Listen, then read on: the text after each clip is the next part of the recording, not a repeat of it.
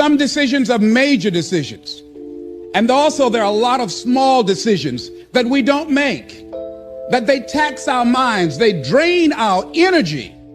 They create a lot of anxiety and nervousness and mental torment because we don't take care of it. We decide not to decide, which is a decision. Deciding to decide, to act, is a major, major challenge for all of us at different points in different areas of our lives. And there are things that happen to us along the way, experiences that we have that prevent us from working through the mental block of acting, of doing those things that we know we ought to do. And so what I want you to think about is, what is there that you know you need to do, that you want to do this, but for some reason or another, you've been holding back. For some reason or another, you just have not been able to gather your nerves or be able to work through the procrastinating or putting it off or justifying or blaming. Some reason or another, you just haven't done it. And you know you ought to do this. You really want to do this, but you don't know why you haven't done it. Because in order to begin to reinvent your life, you've got to make a conscious, deliberate, determined effort. That you really have got to put all of yourself into it.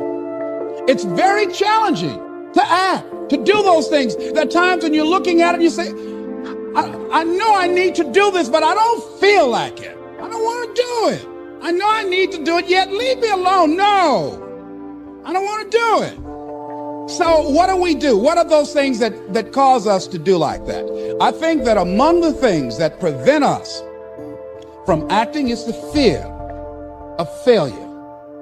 And if you've already failed, you don't want to fail again. The pain of that, the disappointment, the fear of loss is another thing. Because many times when we do those things that we know we need to do, we feel that we might lose somebody that we love very much and care about. We don't want to hurt anybody. Many of us don't act because we want other people's approval. We want everybody to like us and to accept us.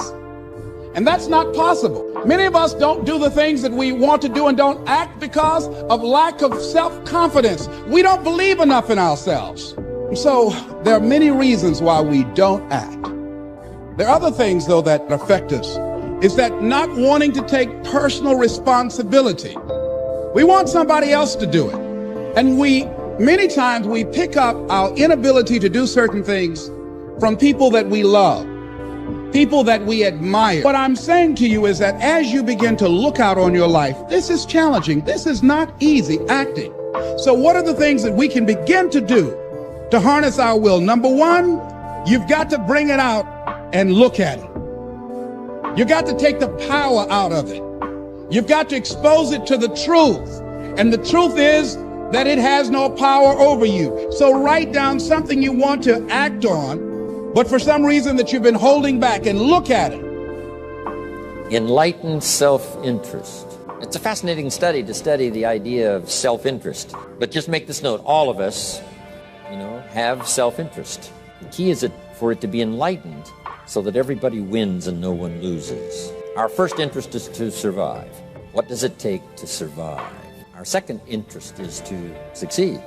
What does it take to succeed? What does it take for me personally to survive and to succeed? Can I legitimately be interested enough in the things that help me both succeed and survive? And here's what I discovered. The answer is yes.